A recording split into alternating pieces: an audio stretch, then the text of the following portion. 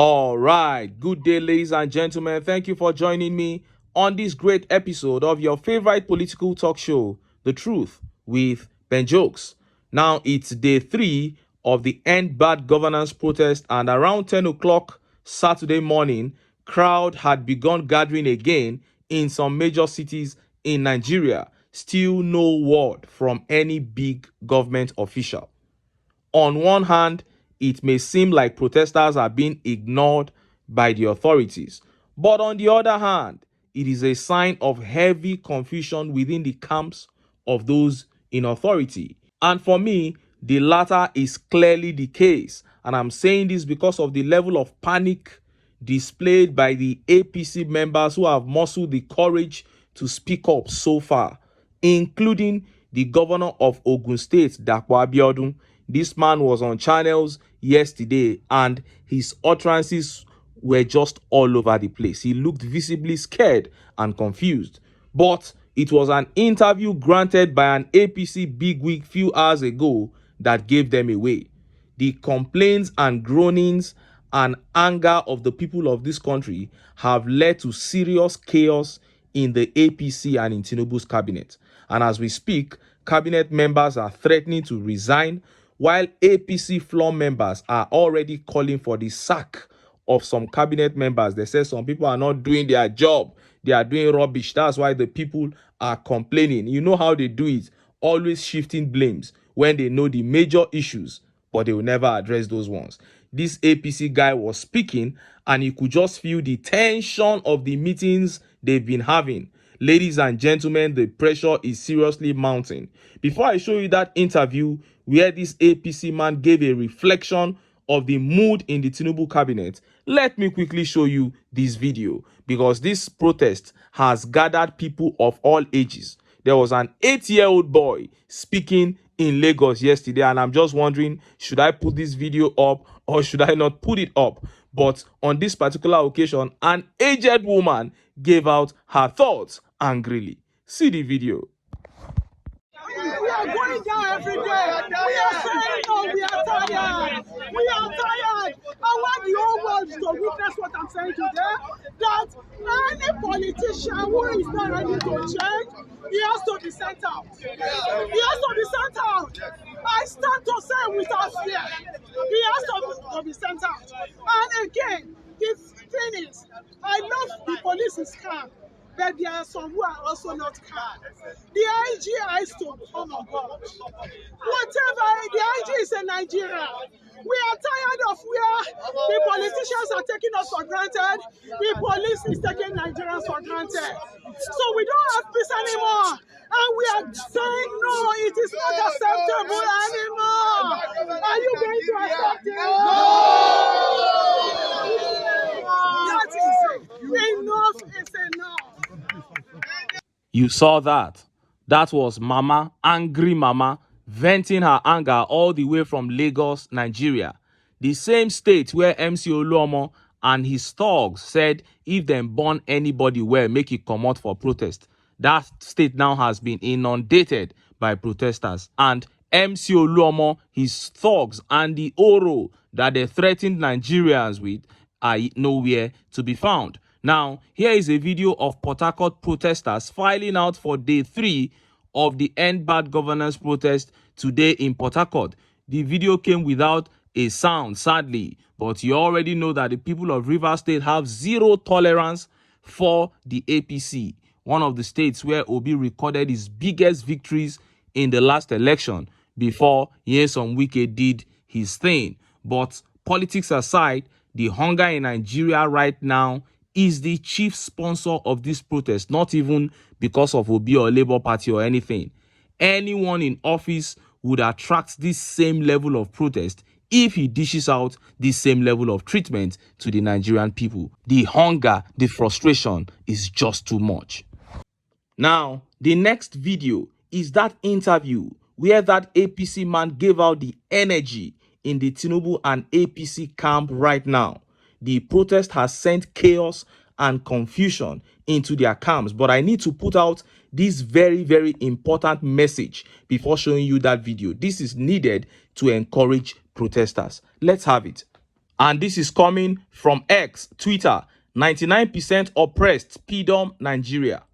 We have raised 1,500 naira for transportation for 40 genuine indigent protesters to enable them participate in today and tomorrow's protest. We have also raised 3,000 naira for 20 genuine protesters to support them in getting at least a plate of food after today or tomorrow's protest. Total is 120,000 naira.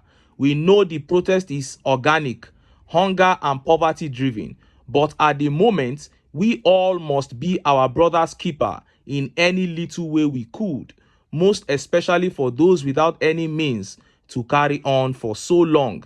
This is at PDOM Nigeria's initiative and my own way of supporting the ongoing protest.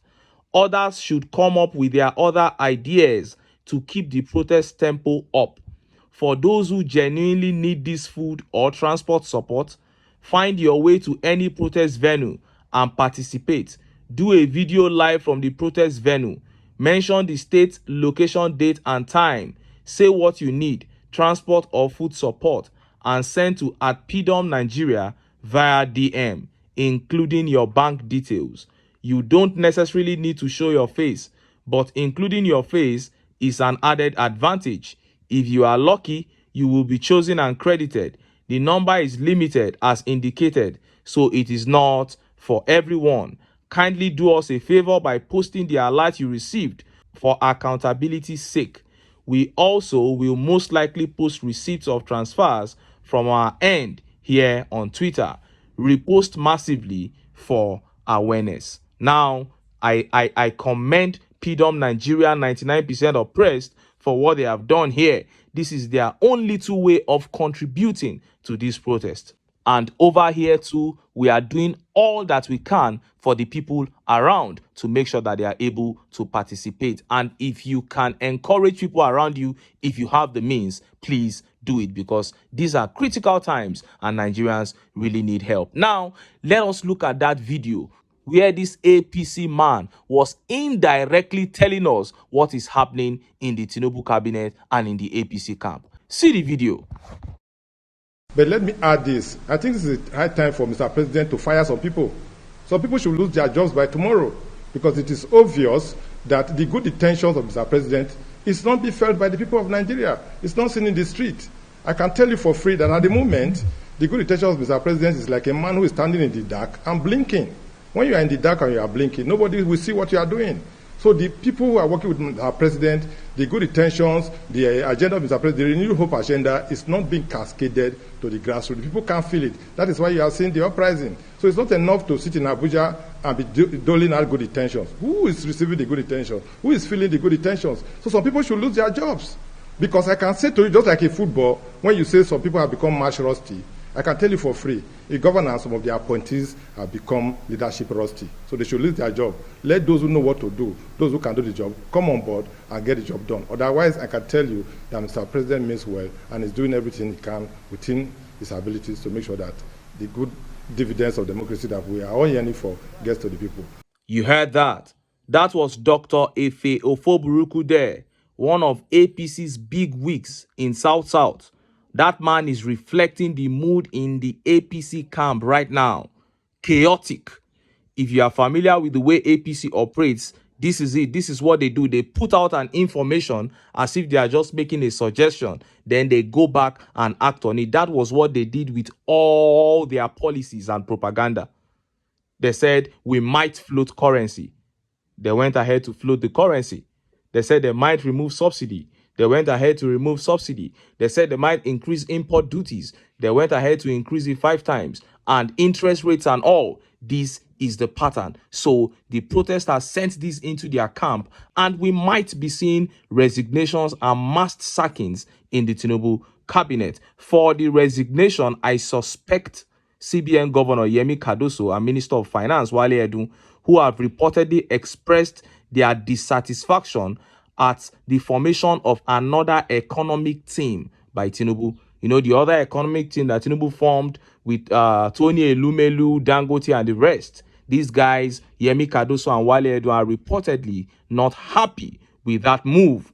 And on my guess for sack, I suspect personalities like Minister of Power, Minister of Agric, the SGF George Akume, and all those in charge of palliative sharing, including many special advisors. That is the confusion engendered by the ongoing protest. These are just my guesses, though things may happen differently. But the big question is that the solution?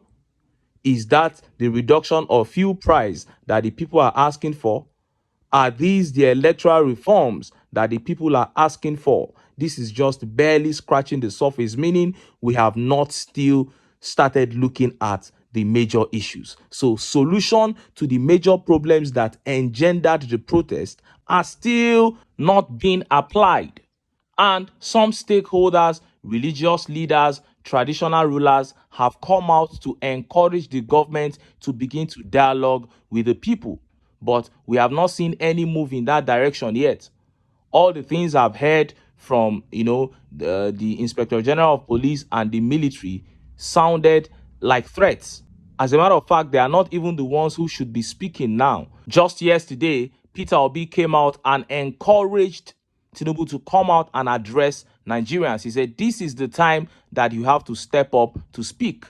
We saw when protests went on in Kenya, William Ruto, the president of Kenya, was always addressing the people of Kenya, even though the people were asking him to leave office. They were saying they were done, they were tired. We are coming to occupy the secretariat. We are coming to their own Aso Rock. There, he kept on talking to the people. He kept on, and he was making cabinet adjustments. He was cutting down the cost of governance. He was dropping heavy policies that showed that he was ready to begin to steer, the course of the nation of Kenya in another direction. And before we knew it, everything began to subside because the people protesting are human beings too. That was what William Ruto did in Kenya, and that is the same path that Peter Obi is encouraging Tinubu to go. Later, they will come and say he's the one telling people to protest. Now he's saying, come out and talk to the people, address the people so that they can keep calm. They are not saying that one now. Oh, Obi is just a man of peace. Anyway, this is day 3 of the protest. We hear of violence. It's not looking good on the streets of Abuja. They said tear gas, people are getting injured, all over the place. This is not how it should be. We are going to get our hands on the facts of this matter and present to you as the day rolls by. And in the light of this, make I still enter town. Make I go get some ogbonge political news wey una go like. Why? Because of una. Now I dey here, so don't go.